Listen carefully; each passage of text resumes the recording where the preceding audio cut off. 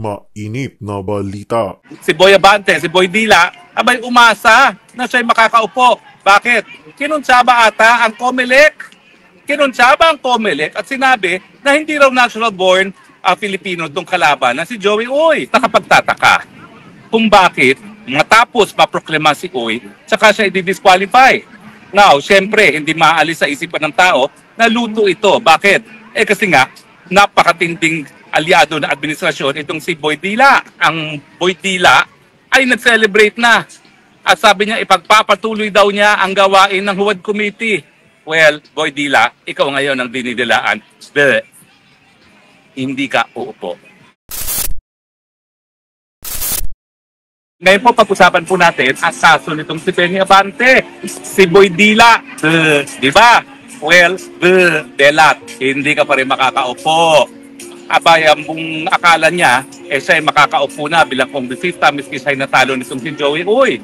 Kung matatandaan niyo po, natalo siya bilang isang kongresista at ito naman po ay parusa ng taong bayan sa kanya dahil sa kanyang Boy Dilang ginagawa sa Kongreso, kung saan binaboy niya yung proseso ng Kongreso at ginawa niyang talagang instrumento para gipitin ang mga Duterte at kanilang mga aliado. Well, nakatikim po siya na hagupit ng taong bayan. Pero si Boy Abante, si Boy Dila, abay umasa na siya'y makakaupo. Bakit? Kinuntsaba ata ang COMELEC. Kinuntsaba ang COMELEC at sinabi na hindi raw natural born Filipino itong kalaban na si Joey Uy. Well, alam niyo po, sa ating saligang batas, dati-rati po, under the 1935 Constitution, dapat para ikaw ay maging natural born Filipino, ang tatay mo ang dapat maging Filipino. Pero binago na po yan. Mula po, kung hindi po nagkakamera, 1973 Constitution. No? Ngayon po, kay tatay, kay nanay ay natural born Filipino, sapat na po yan para isang Filipino ay maging natural born Filipino. Sa kaso po ni Joey Uy, talaga naman po ang tatay niya ay naturalized Filipino, pero nanay niya ay natural born Filipino. At dahil ang nanay niya ay natural born Filipino, syempre siya ay natural born. Pero nakapagtataka pa, bakit po ang second, yung parang second, anong tawag doon, division ng COMELEC ay nagdesisyon na babaliwalain ang kanyang Certificate of Proclamation dahil daw po di umano sa pagiging hindi natural born. Kasi sa saligang batas natin, hindi sapat na ikaw ay Pilipino. Kasi po pwede ka maging Pilipino through naturalization. Yung nag-a-apply ka no, sa hukuman o sa OSG. Kinakailangan talaga ang natural born ay meron kang dugong Pilipino. Kung ikaw ay, ang nanay mo o tatay mo ay Pilipino, whether or not married o hindi. Ang punto po is nakapagtataka kung bakit matapos maproklama si Uy, saka siya i-disqualify. Now, syempre, hindi maalis sa isipan ng tao na luto ito. Bakit? Kasi nga, napakatinding aliado na administrasyon itong si Boy Dila. At siguro dahil siya matinding kaalyado na administrasyon, syempre, napabura, no? Yan po iniisip ng marami. Ako po, hindi ko maintindihan. Kung talagang pinakita naman ni Joey Uy na siya, ang nanay niya ay natural born Filipino, talagang wala pong kaduda-duda. Simple lang po yan. Sa mga abogado, alam namin yan na hindi kinakailangan na tatay lamang ang maging natural born Filipino. So nakapagtataka po yung decision na yan kung totoo naman na ang nanay niya ay natural born Filipino. Wala pong basihan. At saka bakit atat na maanal yung proclamation? Alam niyo po, iba ang eleksyon ng Kongreso. Bakit? Kasi hindi po gaya ng Senado na merong 12 naiiwan. Wala pong naiiwan na kongresista dito sa Pilipinas. Kada 3 taon, talagang nauubos ang kanilang termino. At kung hindi mapoproklema ang mga kongresista, wala tayong kongreso. Dahil nga po importante na magpatuloy ang gawain ng kongreso, dahil ang pinaka-importanteng gawain nila pagdating ng Hulyo ay yung pantao ng budget, nakasaad sa ating Omnibus Election Code na wala talagang tinatawag na pre-proclamation controversy ang mga kongresista. Ibig sabihin, yung mga dayaan, hindi po pwedeng makonsidera yan. Basta tuloy-tuloy lang ang bilang ng boto at kung sino ang pinakamalaking boto, siyang madideklarang panalo as kongresista. Kasi importante na sa lalong mabilis na panahon, maproklema yung mga nananalong mga kongresista. Otherwise, wala tayong kongreso na gagawa ng budget pagdating ng July.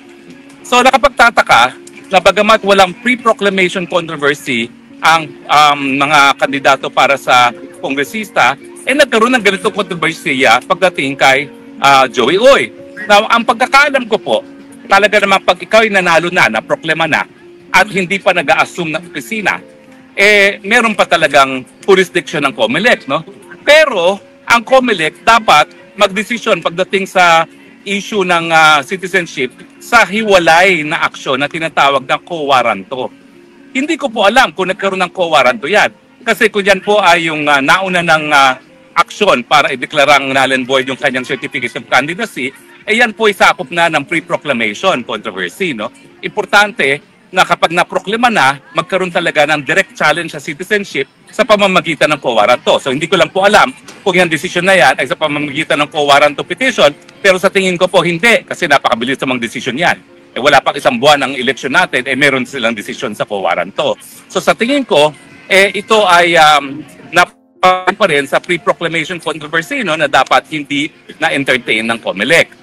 Now, ang tanong, abay ang Boydila ay nag-celebrate na. At sabi niya, ipagpapatuloy daw niya ang gawain ng Huwad Committee. Well, Boydila, ikaw ngayon ang dinidilaan. Hindi ka uupo. Bakit? Well, ngayon po kasi, nagkaroon na ng bagong desisyon. Ang Korte Suprema, ito po yung Mangundadatsu versus COMELEC, na yung second placer rule ay hindi na po ipapatupad. Ano ba yung second placer rule? If for any reason, yung nahalal na opisyal ay na-disqualify at hindi mag-qualify doon sa kanyang opisina, yung second highest number of votes ang siyang uupo. Well, sabi ng Korte Suprema, hindi tama yan. Dahil sa eleksyon, merong pinili ang taong bayan. Ang second placer, bagamat siya ay second placer, hindi siya pinili ng taong bayan. So ang talunan, full stop, hindi po pwede na siya'y mapoproklima kung madidisqualify yung naproklima. Lalong-lalo na kung ang posisyon ay kongresista, kasi nga importante yung pagkakaroon ng mga kongresista, no? Otherwise wala tayong budget. So ito pong decision nito ay ito po ngayon ang applicable kay Boydila. Bagamat nagdidiwa na si Boydila na akala niya babalik siya sa Kongreso at mga api na naman siya sa Huwad Committee, hindi, Boydila.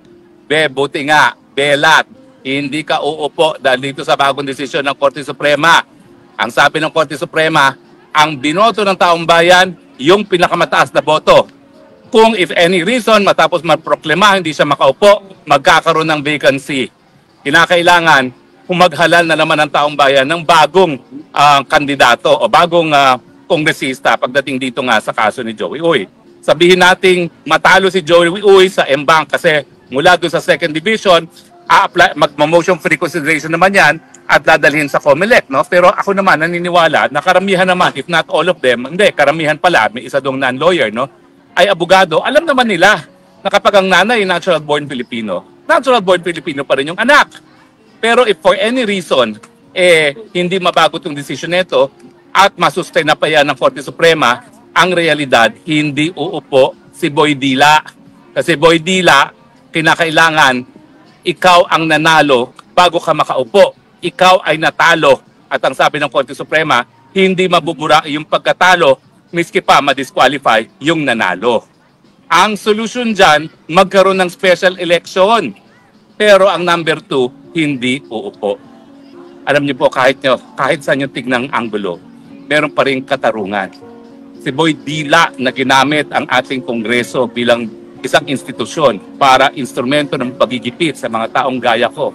Ayun, sinuka ng kanyang mga constituents, matapos masuka, parang gumawa ng paraan na siya ang manalo kasi hindi ako mapaniwala na on its own yung COMELEC ang nag-disqualify kay Joey Uy. Sigurado ko na siya mismo ang nagsampa ng disqualification. Pero yun nga kung ako naman sinuka na ako ng aking mga constituents, hindi ko na pagpipilitan ng sarili ko, di ba? Ang sama naman nun, gahaman talaga sa kapangyarihan. May pagkakapal. Pero yun nga po, no, sinuka na siya at ang gusto pa rin niya ay siya pa rin ang umupo. Well, sorry ka na lang. Ang tawag dyan, karma. Karma, dahil hindi ka naging tapat sa iyong tungkulin. Ang trabaho ng kongresista, tagagawa ng pulisiya. Ang trabaho ng kongresista, bigyan ng solusyon. Ang problema ng kagutuman, ng mababang sweldo, ng kakulangan ng trabaho, at saka ang peace and order. Hindi trabaho ng kongresista na manggipit ng mga kalaban sa politika. Karma talaga yan. Lalong-lalo na sa isang tao na nagpapanggap na siya'y anak na isang ministro ng Panginoon. Yung mga kabastusan na ginawa mo sa akin at sa ibang tao sa Kongreso, yan ba'y gawain ng Kristiyano? Kapwa Kristiyano pa naman kita. Ano ba yan? Ewan ko ba sa pagdadasal ko hindi ko nga maintindihan bakit nagkaroon ng Kristiyano gaya mo. Kasi baka isipin ng maraming nanonood sa'yo na lahat ng Kristiyano gaya mo. At saka ano ba yung dila-dila mo pa? Hindi ko maintindihan, pahubad-hubad ka pa padila-dila, yan ba'y gawain ng isang ministro ng Panginoon? Kaya ka naman at hindi naman ako nagtataka na dahil dyan, bokya ka ngayon at ikaw ngayon ay ordinaryong mamamayan. Bagamat ikay nais na makaupo, hindi mangyayari yan. Kahit anong lakas mo pa sa tambaluslos, magsanib puwersa pa kayo, bokya ka na. Dahil sa demokrasya, pag sinuka na ng taong bayan, hindi na hinihigop ang suka. At ang gusto mong mangyari, higupin ng taong bayan, sinuka nila. Hindi po yan mangyayari. At salamat na lang. At nandyan ang desisyon ng Korte Suprema. Moral of the story, talaga pong may karma. Moral of the story, the golden rule. Moral of the story, gampanan ang katungkulan na may katapatan at merong sinseridad. Para sa ganun, mamahalin ka ng iyong mga constituents at ng taong bayan. Alam mo, hindi kita kinaiinggitan.